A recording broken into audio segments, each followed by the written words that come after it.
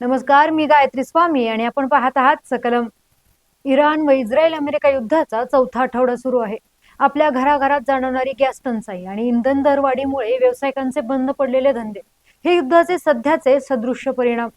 पण या युद्धाने अप्रत्यक्षरित्या आपल्या संपूर्ण आयुष्यच वेढलं आहे. ज्यात शेती, फळभाज्या उद्योग, वाहन, बेकरी, कापड उद्योग, फाउंड्री, आयात निर्यात या सर्व क्षेत्रांना या युद्धाची अप्रत्यक्ष झळ लागली आहे. विशेषतः मँचेस्टर ऑफ महाराष्ट्र बोलल्या जाणाऱ्या वस्त्रनगरी इचलकरंजीच्या कापड उद्योगाला मोठा फटका बसला आहे आणि या युद्धामुळे प्रभावित सर्व क्षेत्रांचा खोल परिणाम आपल्या रोजच्या आयुष्यावर पडत आहे. नुकताच गुढीपाडवा झाला, ईद झाली. हे सण साजरा करण्यासाठी आपण कपड्यांची खरेदी केली. तेव्हा तुमच्याही लक्षात आलं असेल की कापड तेच, क्वालिटी तीच, पण किमती मात्र वाढल्या आहेत. याचं प्रमुख कारण आहे पश्चिम आशियात भडकलेले युद्ध. हो, या युद्धामुळे वस्त्रोद्योगाची घडी विस्कटली.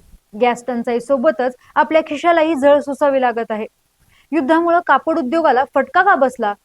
कापडाच्या किमतीत कशी आणि किती वाढ झाली हे आपण सविस्तर जाणून घेऊयात. त्यामुळे हा व्हिडिओ शेवटपर्यंत नक्की पहा.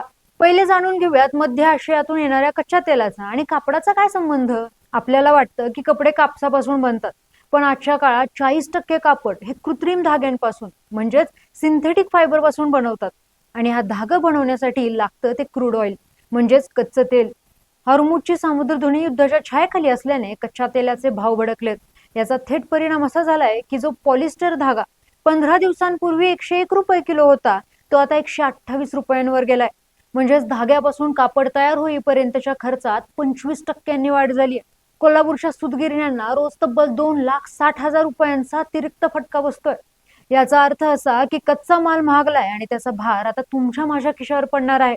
बरं, फक्त धागाच नाही तर कपड्याला मिळणारा रंग आणि चमकही आता महागली आहे. म्हणजे फायनल कपडा तयार होण्यासाठी लागणारं ब्लिचिंग, डाईंग आणि कापड विणल्यानंतर त्यावर होणाऱ्या प्रक्रियेसाठी लागणारा कच्चा माल आपण आखाती देशातून आयात करतो. जसं की हायड्रोजन पेरॉक्साईड 30 रुपयांवरून थेट 72 रुपयांवर गेले. पॉलिसॉल 60 रुपयांवरून 110 रुपयांवर पोहोचले. तर सल्फ्युरिक ऍसिड देखील महागलंय.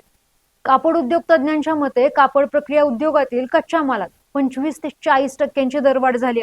वाहतुकीचा मार्ग लांबल्याने आणि विम्याचा खर्च वाढल्याने प्रत्येक कपड्यामागे 15 ते 55 रुपयांची अतिरिक्त वाढ होण्याची शक्यता आहे. म्हणजे तुम्ही जो ब्रँडेड शर्ट घेणार होता त्याची क्वालिटी तीच, पण फक्त युद्धामुळे त्यासाठी आता तुम्हाला जास्त पैसे मोजावे लागतील. या परिस्थितीचा आढावा पत्रकार दयानंद निपारे यांनी घेतलाय. ते नक्की काय म्हणाले जाणून घेऊयात. आखाती देशामध्ये युद्धाचा भडका उडालेला आहे.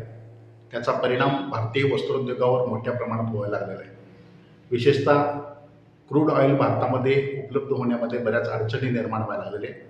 परिणामी क्रूड तेलापासून तयार होणारं मानवनिर्मित धागा आहे, ज्याला मॅनमेड म्हणून ओळखलं जातो, अशा धाग्यामध्ये 25 ते 30% इतकी वाढ झालेली आहे.